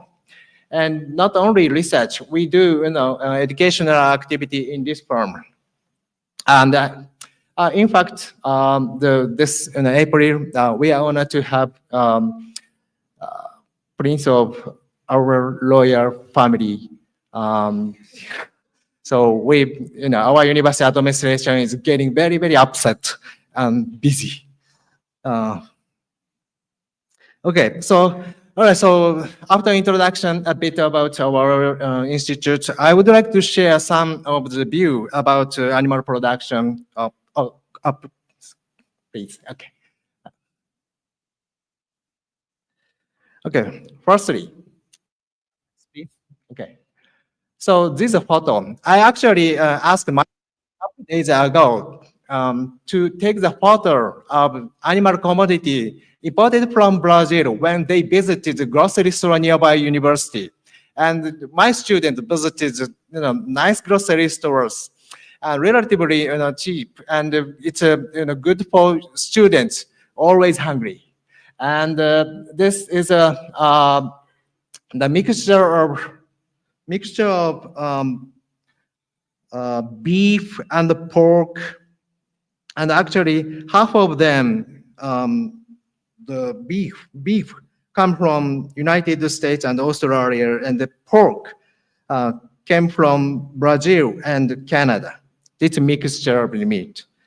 And the other thing is this poultry meat, and this came from Brazil. And these are all tasty. And I would like to say thank you giving us tasty animal commodity to us and our students. Okay, so I would like to talk about some stuff about broiler meat production and import. Next one. Okay. I would like to talk about meat production and import in Japan. So how much poultry we make every year is shown in green. And how much poultry meat actually import from international is right here shown in yellow and blue. And yellow parts actually represent Brazil. And all of the import meat, poultry meat, 72% of the poultry meat actually come from Brazil. Yes. So Brazil actually big contributor to our poultry marketing. So what's happening about broiler production in terms of genomic improvement?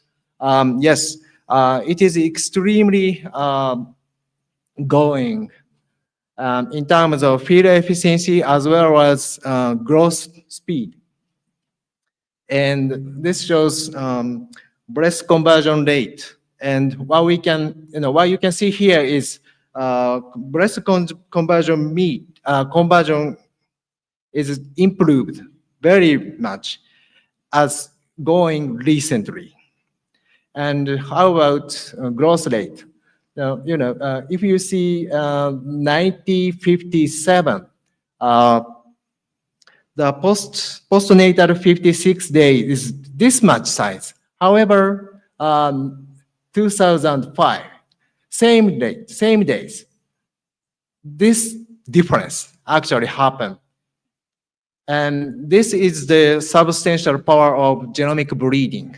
A lot of things changed by the breeding. Okay, I'm gonna move on beef trading. Please go next. Okay, beef trading. I look for websites to find out, connection between Japan and Brazil in terms of beef trading, but I couldn't find much information other than this. This came from Japanese one of the famous newspaper saying, Brazilian President Mr. Luca invited Japan Prime Minister Kishida, the former Prime Ministers. So they have a shake hand and smile good thought. And yeah, this meeting talk about beef. And oh, sorry, can you go back? Okay, yeah. This is a recent newspaper from one of the major companies saying President Luca is going to visit Japan once again, March 24th. So he's going to be ready to go. And looks like they're going to talk about the beef trading. So we're gonna keep our eye on that things, see how it's gonna work out. Okay, so please go ahead. And milk production. Genomic improvement is extremely going fast. And here shows how much milk cow can produce per year. Every year they produce more and more and more. This stat came from United States, USDA. And the right one, this shows Japanese stat. Substantially, they show same, increasing milk production per cow every year. So overall, there is extreme continuous improvement in production traits, not only poultry. It also happens in cow and cattle. So the current concerns we probably need to share is how we can make things sustainable for the future. So why? Oh, please go ahead.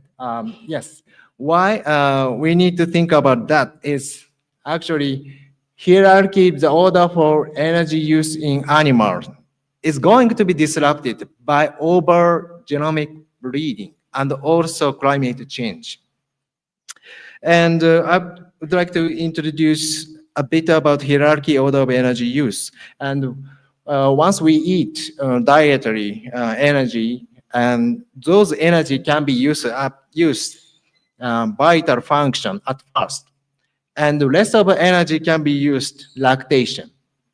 And the rest of the energy can be used to reproduction. And all leftover can be stored in the body. And sometimes it can be used if it need.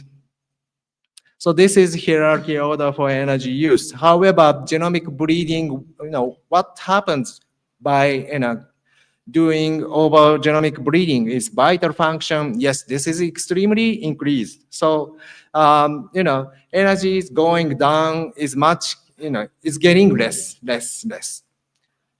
And lactation, yes, it takes a lot of energies. So that reproduction and storage part of energy is getting decreased. So that disorder in homeostasis and reproduction often happen, which results in health issues. Okay, so there are several health issues caused by disorder of energy usage, but I just pick up 3 of them.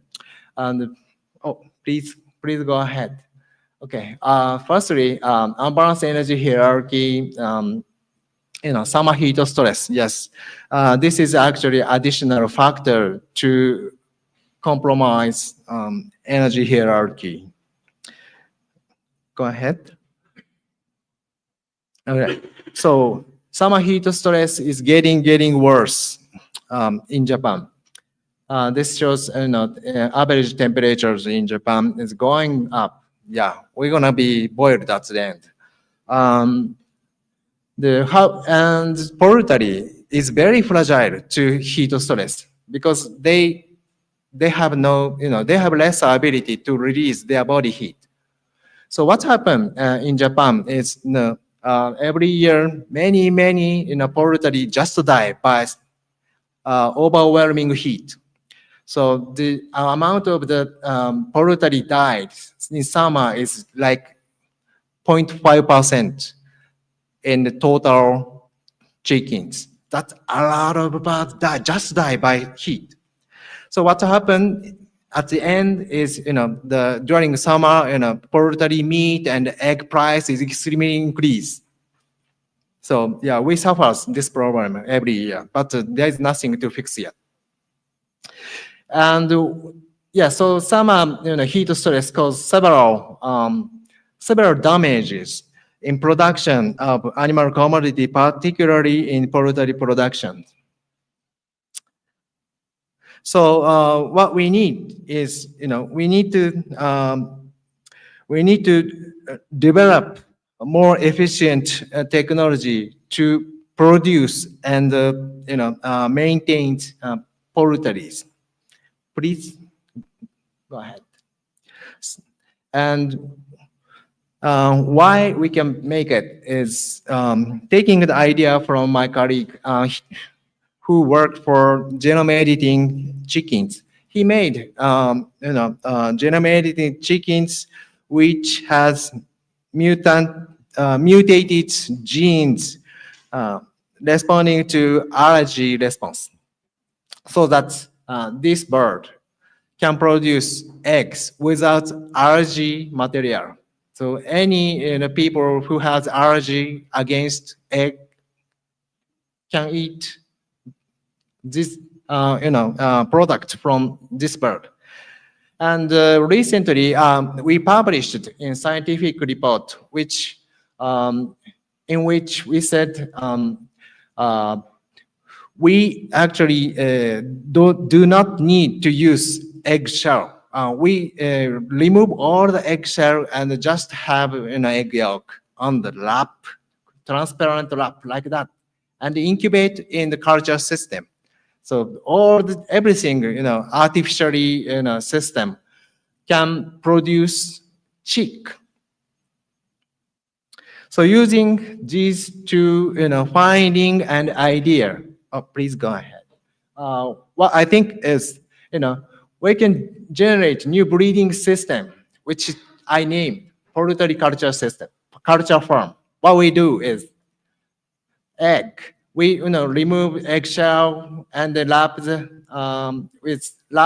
egg yolk by transparent wrap, And in this way, we can manipulate, egg as we want. So we're gonna, introduce transgene into the egg, and then just culture in the incubator and see how this goes. And then, genome edited chick is gonna be appeared. And based on what gene we pick up, particularly we are interested in appetite genes because summer heat stress actually damage appetite. So, chick and bird are not able to eat their feed during summer. So in this way, we can make new breed which is tolerant summer heat stress. Okay, so I'm gonna move on next topics about infertility. Please, okay. I'm gonna talk about next topics about infertility. Go ahead. Okay, so how we can do fixing this problem is liquid semen storage in poultry. Semen preservation is very difficult in poultry because they are fragile to temperature lowered. And however, the preservation is very important to decrease labor cost and also maintain some specific breed. And preservation is actually high affinity to poultry industries because they don't have to keep male anymore. However, how much fragile these semen against lower temperature is that 6-24 hours when they keep under low temperature, the fertility is completely disrupted. So the reason why it happens is several factors. So we don't know which one we can fix, and we need to control all of the factor. Yeah, nothing is published yet. And I focus on what is a molecular switch for sperm fate, sustained or destructed. Why sperm die? Why sperm live? There should be a molecular switch. What is that? Was actually calcium. Oh, please go ahead. Yes. What we found is that, when we preserve semen under low temperature, we added calcium chelator, which is EGTA and EGTA-AM. So deplete all the calcium from outside and inside of the cell. And what happened during the preservation is all the sperm immobilized. They don't move anything.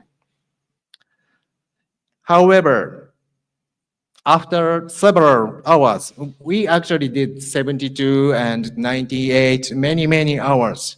And then once we add calcium and increase temperature, they all of a sudden start moving. So this is actually data showing how much sperm actually viable after 72 hours. And control, you don't see any sperm move.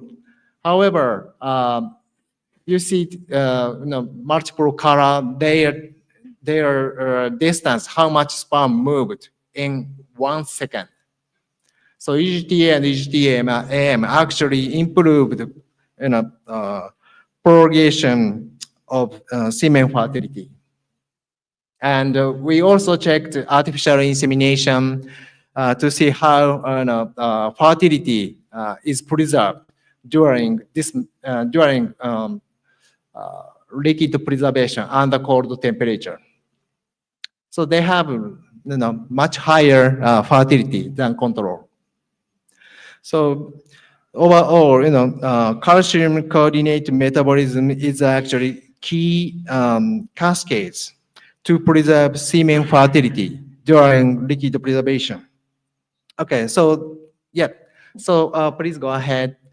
Yeah, and this finding is pretty interesting our university took this publication as a media release, and it's now shown in the university website. You can check, and one of the newspaper actually picked my finding, and not now it's propagated in the Japanese media. Go ahead. Okay, so I would like to talk about a bit about another approach to preserve semen. But I think I'm going to skip. Please go ahead. Please go ahead. Okay. So other things. So energy hierarchy is also important to prevent infectious disease. Yeah, because the vital functions is it contributes to prevention of infectious disease. In fact, so because why we concerned about this is CDC United States says every year a bunch of different types of the virus coming up. Zika and MERS and avian, flu, several, and some of them actually go into the human, cause serious problem. And in Japan, it's kind of very different situation from other countries. If you see in a map, our island is segregated from the continent, and actually, back in Edo era, 300, 400 years ago, we were very close. We did not have any communication with the outside, so nothing is coming. So we are very fragile against pathogens or any types of stress. However, globalization and transborder movement in animal commodity, human potential risk, and we concerned very much.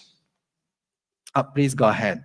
And Ministry of Agriculture recently put new law against livestock infectious disease. It's called Standards of Rearing Hygiene Management. Yeah, once in a while they update this standards. But this time, what they put is more strict. Yeah, but I don't. Yeah, so one of the standards they put is farm must be compartmentalized, and all compartments have different role, and it has to be regulated. Otherwise, animal keeper need to pay penalty, or if something instance happen, insurance, the compensation will be reduced. So all the livestock keeper required to commit this standard based on the law. It is very strict. Yes. Okay. So this is. Please go ahead. This is summary, but I'm not gonna go through because limited time. And yes. Please go ahead. This is final slide. Go ahead. This is final slide. Thank you very much for your attention. And yeah, I would be happy to take any comments.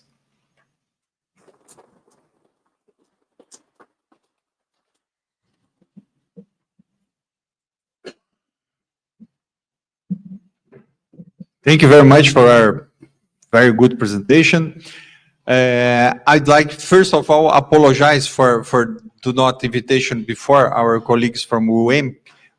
It's our neighborhood university, UENP. It's University of North Paraná. It's close to more or less 100 kilometers from here. They have a lot of different campus. So please, Professor Claudia and Professor Marcos came here just to give us some words and we will pass after all the presentation that you gave us. We will send for our colleagues from Japan. Por favor, professora Cláudia, professor Marcos, also. Eu acho que não vou usar o microfone. Bom dia a todos. 下手な日本語を扱いします。下手な英語ですみません。だから日本語で紹介します。Eu vou falar em japonês porque o meu inglês é muito péssimo. 私は香川県のposso usar? Tá bom. 父が香川出身と母が山形出身で、94年に1年間日本に滞在していました。今は、現在は、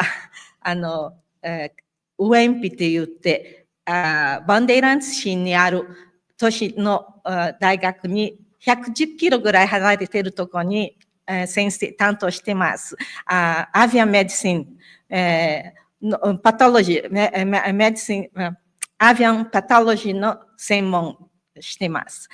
ドクター・サウリンはものすごくウェルの宣伝しましたから、私もウェンピの宣伝します。私はここで卒業しました。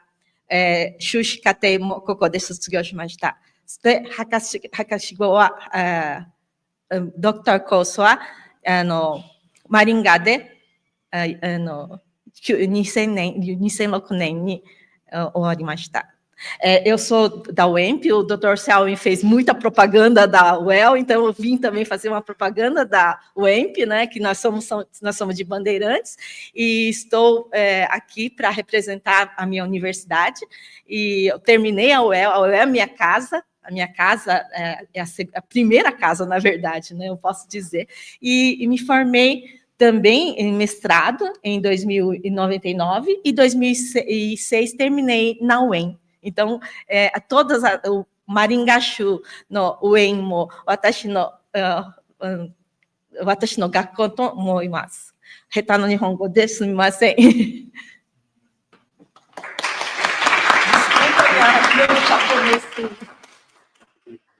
Professor Marcos, por favor. Posso traduzir para você. Bom dia, meu nome é Marcos, sou diretor de pós-graduação da UEMP. O professor Marcos, he is the chief of post-graduation in the university. Estamos contentes com a vinda de vocês e que a gente consiga fazer aí parcerias de pesquisas com as universidades estaduais do Paraná. They are very glad about your visit here and they wish we could have very partnership with you. Integrating the university. A UEMP no campus de Bandeirantes tem um programa de pós-graduação em agricultura sustentável. They have a post-graduation program in sustainable agriculture. Com as linhas de pesquisa de agropecuária sustentável e fitossanidade.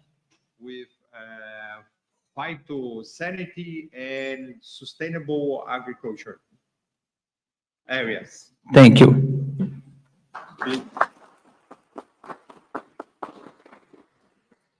Thank you very much, Professor Cláudia and Professor Marcos. We are very glad to you be here.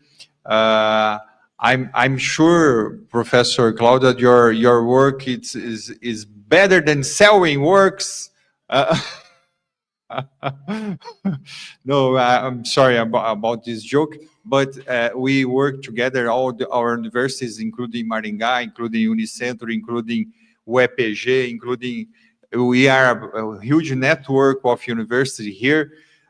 We would like to thanks to SETI, to our secretary, and Fundação Araucária. Paulo is here to represent. And I think this stimulation, together with other countries, together with all our institutions, is the way that we can develop and progress together. So, Paulo would like to talk something here. I think we are waiting for people from the other room.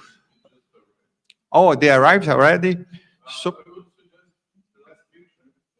yeah, I think Viviane suggests outside. I don't know if you can take a picture from this group, then outside all of them together, maybe. Yep. Oh, Viviane is just arriving. Thank you very much, everybody. Thank you, Juarez.